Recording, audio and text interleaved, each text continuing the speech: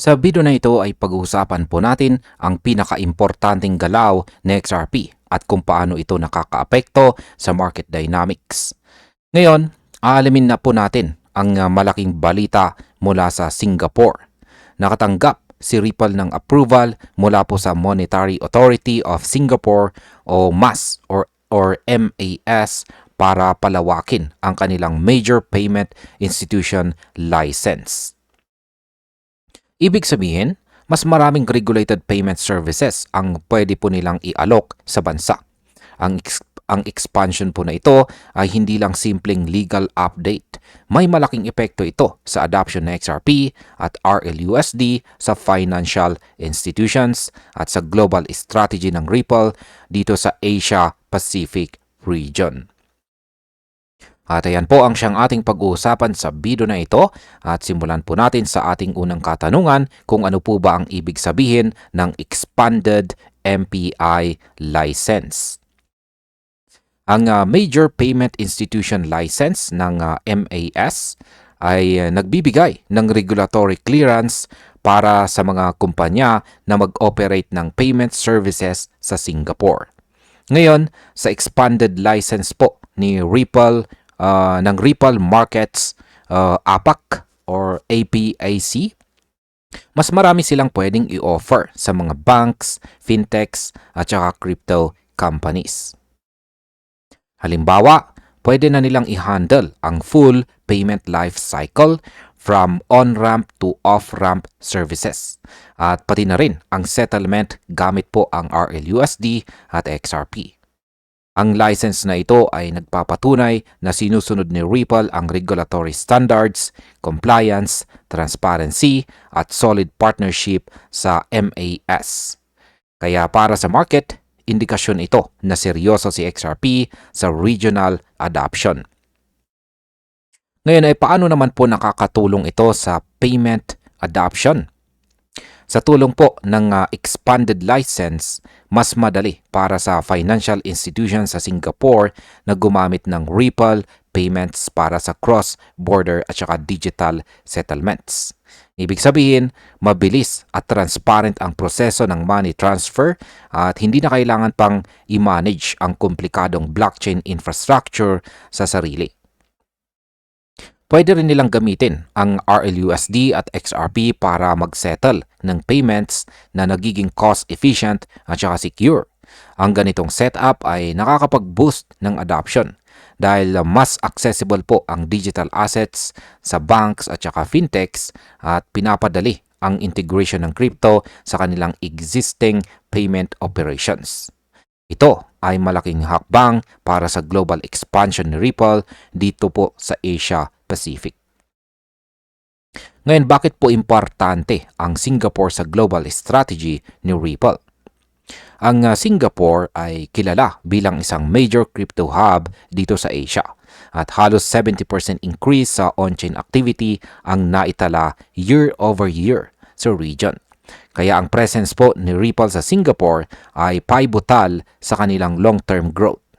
Sa pamamagitan po ng expanded MPI license, mas maraming bangko at fintechs ang ma-engage sa blockchain-based settlement solutions. Kasama na rito ang partnership sa Mastercard at Gemini para sa RLUSD settlement. Para kay Ripple, ito ay hindi simpleng regulatory achievement, kundi isang strategic move para i-leverage ang Singapore bilang gateway para sa mas malawak na adoption ng XRP at ang digital payment tokens sa buong Asia Pacific. Ano naman po ang mga benepisyo ng Ripple Payments sa institutions?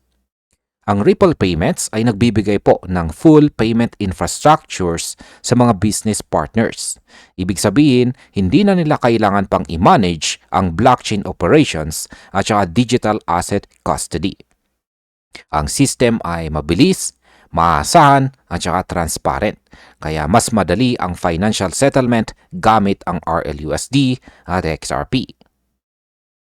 May on-ramp at saka off-ramp functionalities, streamlining ang buong payment flow mula sa initiation hanggang settlement. Para sa mga banks at saka fintechs, mas mura at secure ang operations. Ang ganito pong setup ay nakakapagpataas ng confidence sa adoption. At sa market perspective, ito po ay nagpapakita na si XRP ay ginagamit hindi lamang po sa trading kundi sa tunay na financial utility. Ano naman po ang nangyari sa presyo ng XRP kasabay po ng balita?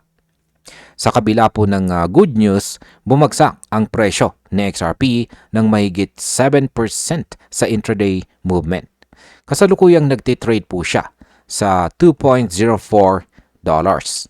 na may daily low at saka high na $2.04 at saka $2.21. Ang trading volume ay tumaas po ng 57% sa loob ng 24 hours kung saan ay nagpapakita na maraming traders ang nag-interest kahit may bearish sentiment sa broader crypto market. Sa derivative side, bumaba po ang total XRP futures open interest ng halos 8% sa past 24 hours. Ibig sabihin may caution at saka selling pressure sa derivatives traders. Pero hindi po nito binabawasan ang long-term adoption potential ng XRP sa payment ecosystem. Ngayon ay bakit po ba may sell pressure sa kabila ng mga positive news? Ang market ay minsan nagre-react sa short-term sentiment kaysa fundamentals. Kaya kahit may regulatory approval, ang presyo ni XRP ay bumagsak. Ang mga traders at derivatives participants ay nagbebenta upang i-take advantage ang volatility.